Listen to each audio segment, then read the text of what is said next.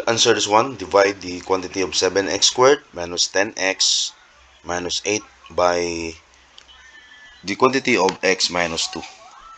Okay, so divide natin yan. So 7x squared minus 10x minus 8. So i-divide natin kay x minus 2.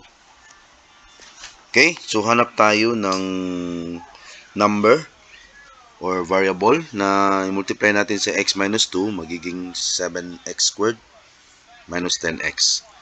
Okay, so try natin yung positive 7. Okay, positive 7x kasi x squared ito eh. So 7x times x is 7x squared. Okay, then 7 multiply natin kay negative 2, so that is negative 14x. Okay, so isubtract natin to and take note, kapag mag-subtract tayo dito, we have to change the sign. So from positive magiging negative na ito. Ito from negative magiging positive na yan. Okay, so cancel natin yan kasi 0 ito. This is 0. Then this one, negative 10x plus 14x. Take note, positive na yan ha. So that is positive 4x.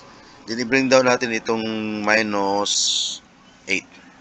Okay, so hanap naman tayo ng number na kapag i-multiply natin sa x minus 2 magiging 4x. Okay, minus 8. So try natin yung plus 4 or positive 4. So 4 times x is 4x.